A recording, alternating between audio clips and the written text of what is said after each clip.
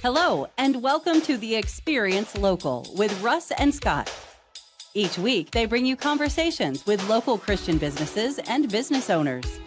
Join in every Monday live at 9 a.m. Pacific on LinkedIn, YouTube, and Facebook. Listen to the program on Spotify or wherever you listen to fine podcasts. The Experience Local is brought to you each week by wonderful sponsors. 10D Tech, delivering fast, friendly, and fully managed IT services for Oregon businesses. Call 541-243-7201 and online at 10dtech.com. Join Boson Hub in supporting Kicking Cancer, empowering individuals and their families to thrive in their cancer journey through action, support, and education. kicking-cancer.org.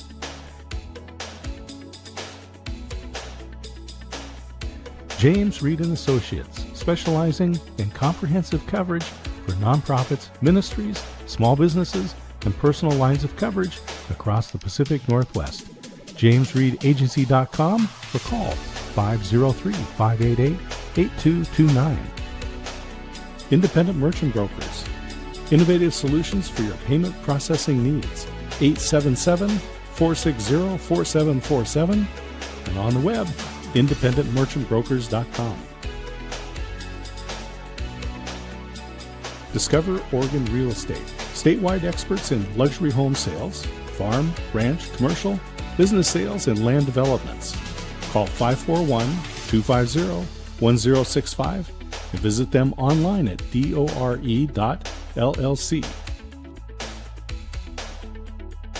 And now, your hosts for the Experience Local, Russ and Scott. Good morning, everybody. Welcome to the Experience Local, live with Russ and Scott. And we are so blessed to be with you today. How are you doing, Scott? Oh, I'm doing great. It's a brand new month. Hard to believe. 1/12 of 2026 is now in the record books.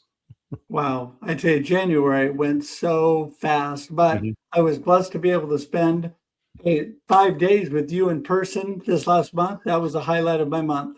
I was going to say that's what was really fun was we were able to meet on the other side of the continent over there in Orlando, Florida at PodFest with Mike Asherbrainer is our roommate there at the KOA, our little tiny house cabin. Not that we spent much time there. We didn't, but I love that little place. It was actually just perfect. It was great for us. I mean, we had to trip over each other a few times, but other than that, it was good. No, it was nice. I enjoyed it.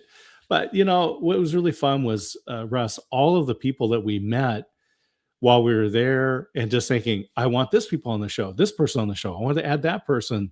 And it was funny because so many people struggle to do one show regularly. It might be weekly, it might be a couple times a month. And here we have the Experience Local, we have the Experience Backstage. You have Marketing with Russ Reels, and I have the Waco Experience. So that's like 6 shows that we're doing every week. And we could probably add a couple more because there's so many remarkable people that we need to talk to all the time. Yeah, I tell you, well, it's a blessing to me, and I know you too, Scott, the opportunities that we have so many to talk to so many great people. Like you say, we have the most remarkable people on the planet on this show. And from New York Times bestselling authors like we just had, to just people that are just, down to earth, authentic, wonderful, amazing people, right? And amazing people who turn out to be 9/11 heroes. Exactly. Just not intending to do so, but because they choose to live a life that makes a difference. And we see that in every guest that comes on this show. Right. And, I got to tell you, my favorite, Scott, is the ability to extend those relationships. And you and I just did that here in Orlando, Florida, to be able to then meet and greet those people in person, give them a big hug, say hi, and just really spend time with them. That is so valuable. And you talked about my good friend from New York, who was a 9/11 hero. And I tell you, oh my goodness, Bobby that G was so has amazing. Yeah, Bobby G has been on the show so just a few times, but Yeah. every time it's just impactful. Yeah, it was amazing, amazing. I got my own personal tour of the 9/11 museum with him. It was just outstanding. Yeah. Anyway, I am so excited about this week, Scott, all that's coming up. Do you have anything exciting happening we should know about? Well, I will just say we're going to close the week out at the Waco Art Center. It's a joint exhibit with the Texas Music Cafe, and it's vintage rock posters. They're going to be showing from Jimi Hendrix and the Who and all of those bands from our youth. And so I'm looking forward to doing that. Just a little date night with my wife. So, what about you, Uh, Russ? What's coming up? that is, oh, that is so great. Well, I've got all kinds of things ahead. Got a couple really good meetings, coffee meetings with friends today after we get done here, which I'm going to love in person. And yeah, oh my goodness, I've got so much going on. I've got a bunch of meetings with new friends this week. I Mm. love that. I mean, I'm just packed in the time that I allow for that. It's just cram packed with people from Podfest and from other areas. So excited about that moving ahead. So that is great. But That's Scott, awesome. last week we had a Corvallis Greeters, and one of my good friends and a co-ambassador, Mr. Eric Bober, happened to Yeah. be facilitating, did an amazing job. And I am so happy that we have him on the show today and just really excited about it.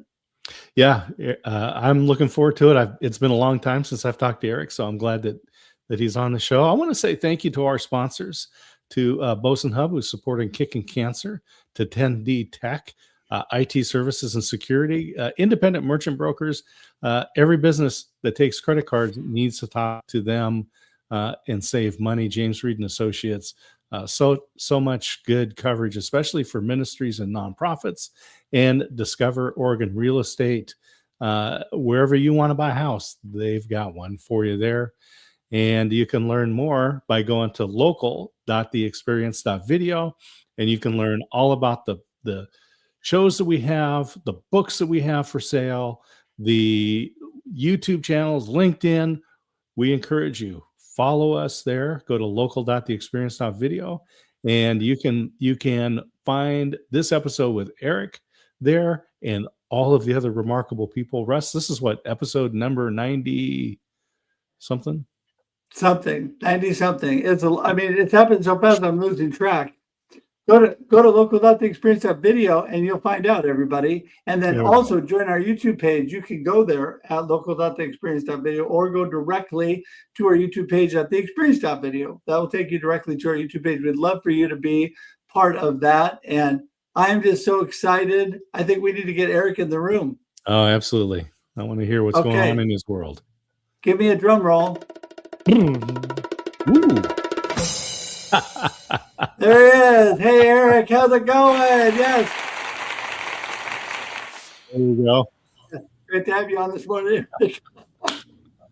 Russ and Scott, thank you for that intro. Probably the best drum roll I've ever heard, and I got to be a part of it, so that makes me feel. There we go. There you go. Well, Eric, you're such an amazing friend. I know how amazing you are. Give us a little insight so everybody else will know more about you. Who is Eric and what are you up to?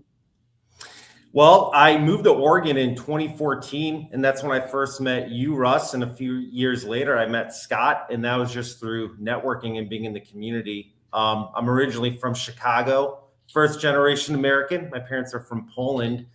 So I'm very honored to just continue and try to do what they do. They're entrepreneurs. They own their own cleaning service in Chicago. And I moved here initially to help start a church in Corvallis. And at the same time, I started working for the Corvallis Knights. So I was pretty honored that the Corvallis Knights, the baseball team, took a chance on some random guy from Chicago to come move here. And it was a really good experience. And that led to every opportunity that I had here in the Valley, in Corvallis, Albany, Lebanon, all the way to Newport. Everywhere I've worked, I've always just tried to be a part of the community and try to learn from those that are older than me, that have been doing this for a long time here in these communities. And I'm just trying to really honor God with everything that I do. So the Corvallis Knights is just an outstanding organization. I think Bree Miller was there when you joined, and a great, a true American pastime, and that they keep alive for the community. Very good. So the question that everyone wants to know: you're from Chicago, Cubs or White Sox? I mean, this is a burning question. Chicago White Sox. I'm a South Sider. Only me and my dad are Chicago White Sox fans. Everybody else is a Cubs fan. It's the trendier pick. It's like being a Duck fan in Oregon. It's easy. Being a Beaver fan in Oregon is a lot more difficult. So that's how it's indeed. White Sox fan. Okay, there we go. All right, I'll turn it over to Russ now that I got the question that everyone wanted to know done. Now we can get on to the other important stuff. Well, and of course, we know you're a Bulls fan, of course, that pretty much everybody's a Bulls fan, but there you go. So Eric, I just love how you and I have got to know each other pretty well through some ups and downs in life. And I've been honored to be able to pray with you, to spend time with you and do all that. But, all that you've such a great connector, a great community guy, but your faith is so strong. And I love that about you. We've been able to pray together several times. Talk a little bit about just the importance of your faith in all that you do. I can't imagine life without it. Well, I guess I can because I did, right? I started really diving in my faith and having it as a foundation for my life probably in 2012. So I was a senior in college and big partier. I was in a punk band at the time. I was living probably like a really cool life. Most people would see my life and they'd be like, man, Eric is always happy. He's doing a lot of good. He's always enjoying everything. But deep down, I was broken, but no one could really tell. I hid it. And I actually went through a period of depression, anxiety, suicidal thoughts. And I was looking for any outlet that I could at that time. And I ended up falling in love with this idea of Jesus and became obsessed with learning about that. And it really just changed my life. Where now I probably wouldn't be in Oregon if it wasn't for God. I wouldn't be doing what I'm doing at the bank right now if it wasn't for God. And I probably wouldn't be with you guys right now if it wasn't for God. It really is this foundation for every day for me and helps to structure my life. And let's talk about church planning. That's a big step from a punk band to starting a church. Yeah, well, God picks rebels, I guess. So I don't know. It's a really cool thing to have been a part of. And it's still going on. I'm not a part of that church plant anymore. But it was a team with 20 more people, and it is a sacrifice. It is a grind, but it's super rewarding as well because you know that you're making a difference, and to see people's lives change through a sacrifice that you thought you needed to do, that God was calling you to do, and you reap those benefits by seeing other people that find new life and a love that you can't experience any other way. But it is draining. There's no doubt about it. A lot of early Sunday mornings of going and getting a trailer, setting it up, and then tearing everything down. So my Sunday mornings for a long time were probably about 5 a.m. to about 2 p.m. And it was just to help run a church service. Well, that, it's interesting because I have a lot of friends that have gone through this whole church building, church startups, and it is a lot of work to get things going. In fact, our church has launched campuses, and my own daughter's been a part of that as well. And it's a lot of work for people, but God always blesses people when they come together. And, you got to start somewhere, right?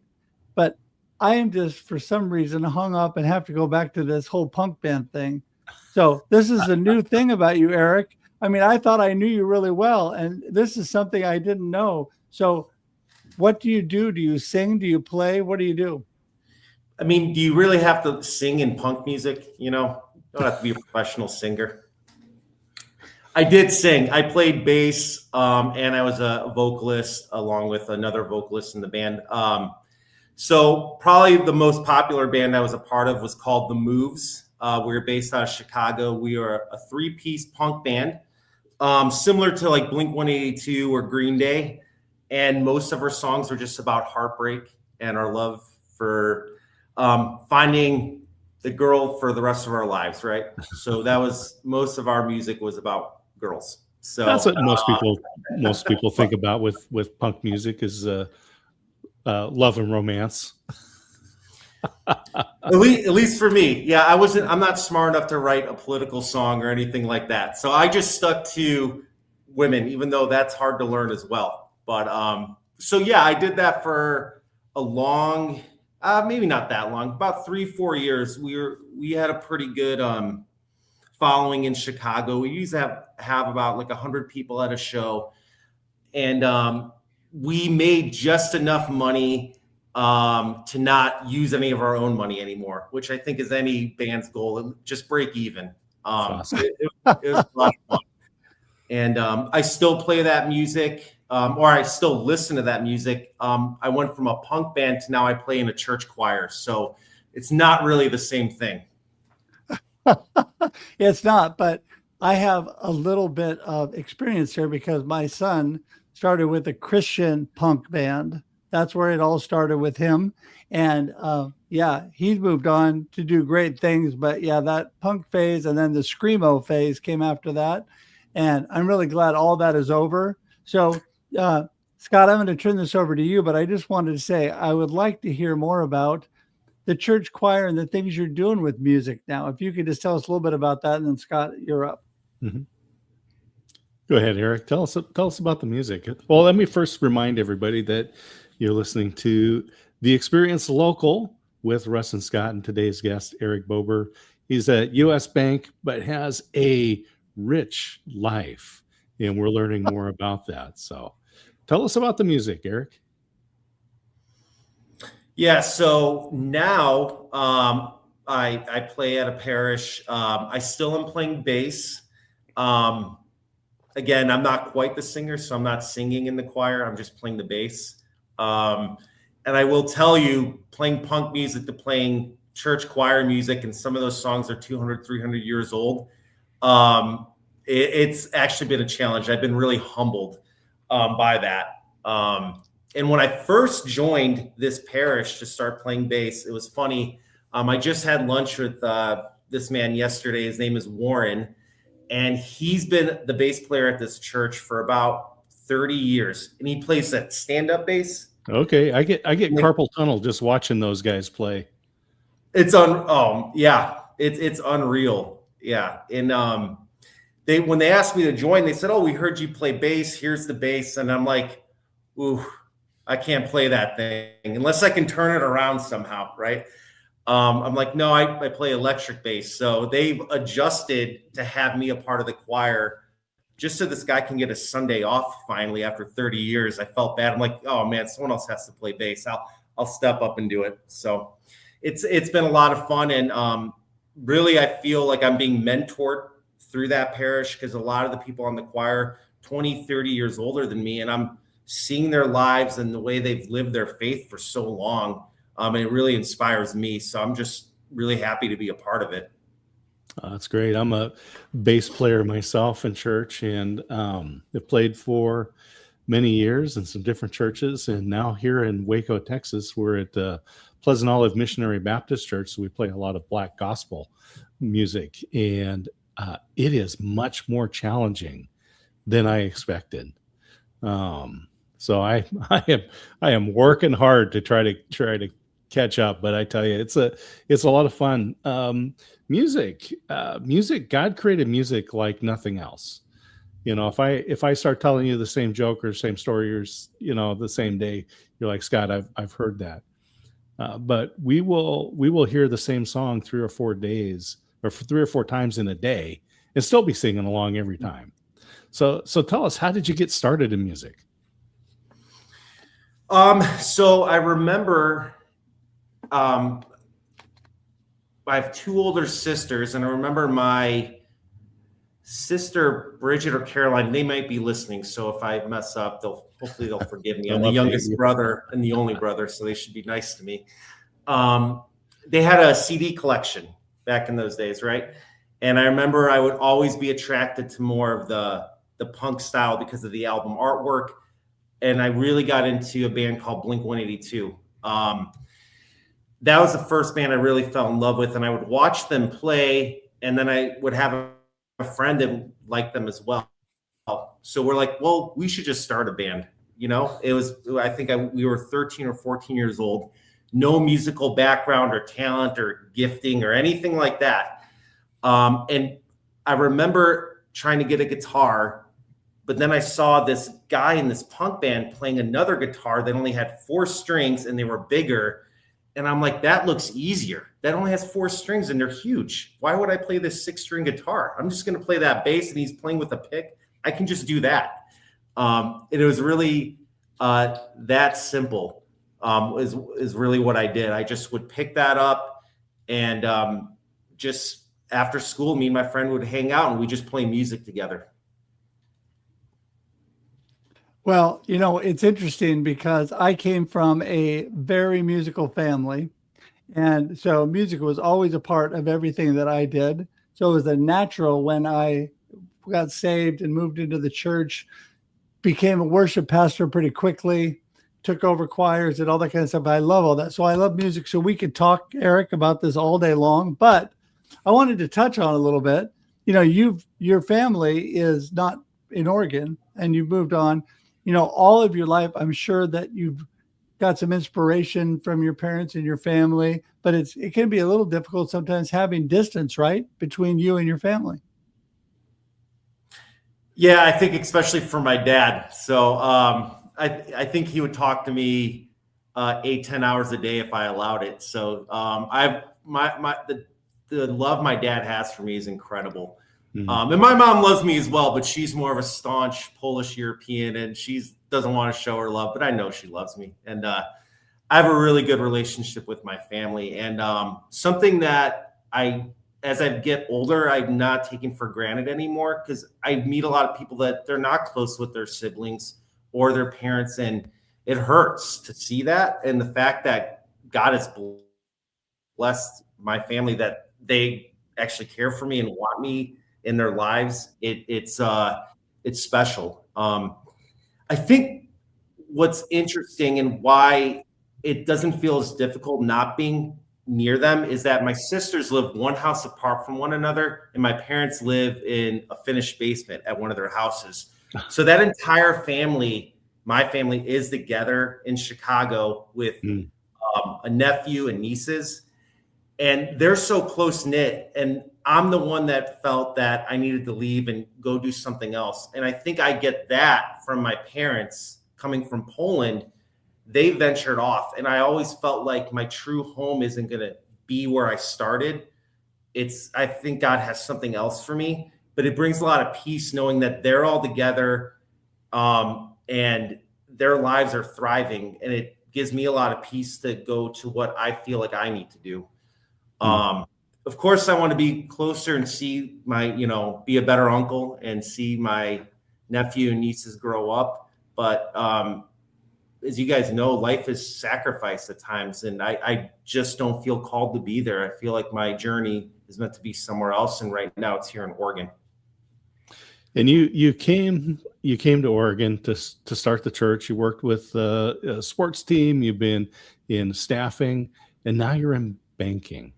And I myself spent 12 years in banking, so I kind of know the world, although it's changed significantly since the days I was there. We get this great question from LinkedIn. It says, Eric, you've always led with integrity and honor in everything you do. What's one habit you've kept over the years that you think every young banker should steal? And I don't think bankers should steal, but which one do you think they should leverage? Yeah, don't steal as a banker. It doesn't turn out good for the robbers or for you. So I would not recommend it. I think the biggest habit is wanting to serve, having that ability to serve your clients and your prospects. Sometimes bankers get lumped in with car salesmen or any type of sales. But I've learned, and it was actually hit me this past year, that being in sales is actually a really noble profession. Like, we need people in sales. It's a good thing. It's not a negative. Whether you're selling cars or banking products, it's a noble profession. And I've learned that really over this past year. And I think any new bankers that I try to talk to or that come into our company, it's really that idea of service, of serving your clients and serving your community and serving your prospects. If you treat people right, you're naturally going to have business. If you force something on somebody or recommend something that isn't going to benefit them, long term, you're hurting them, you're hurting the company, and you're hurting yourself, really, with your conscience, I would hope. So I think there is this idea of service that not only do I do in banking, but I think in anything that I've done, I try to really serve people. And I feel like God's blessed me with opportunities through that. Well, I think you are awesome at that, Eric. You are a great service person. I love to come to your bank and have you say hi to me when I walk in the door. And you are just such a great guy. Appreciate you so much. But I've got to be the responsible host. We're drawing to the end of the show. Have about a minute left for you to tell us your gold nugget of the broadcast. And that is, what do you want people to really remember about our conversation? And then also let us know how we get in touch with you, because people can reach out, and that would be awesome. So go ahead.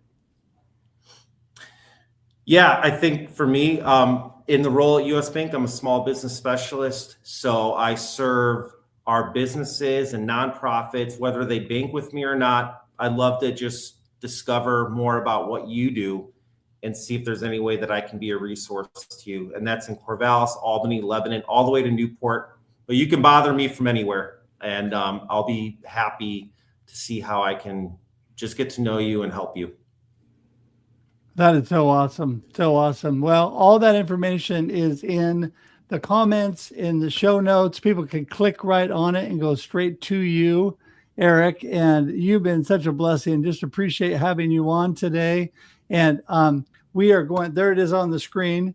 We're going to say goodbye on screen here. We appreciate you so much for being here, my friend. But hang tight as we wrap the show up. We'll be right with you. Good to see you, Eric. Thank you. Well, that was very encouraging to hear about him being faithful to follow God and in a way, really following in his parents' footsteps. Really. Yeah. I mean, I know he's got amazing parents, and it means a lot to him, but he just feels called, and he's definitely one to follow the voice of God. He and I have worked together, prayed together so many times, and I know that he's got a heart after God, and that is so amazing about Eric. So yeah, I'm just grateful that he's my friend. As I'm grateful with you, Scott. Don't forget, everybody, we're here every Monday at 9 a.m. Pacific Standard Time, 11 a.m. Texas Standard Time for your viewing and listening pleasure. Not only do we go live, but then it sits on LinkedIn, YouTube, and Facebook forever. Also converts to audio podcast on all your major podcast platforms, and is on the Experience Radio Network on KWIL and KYKN here in Oregon. Thankful for all of that. And with that, Scott, I think we've got a wrap for another episode. Absolutely. Yeah. Thank you to Eric for joining us today. So awesome. Thanks, everybody. Just remember, join us next Monday. And until then, enjoy life and enjoy your local experience. There you go. Thank you for tuning in to The Experience Local with Russ and Scott.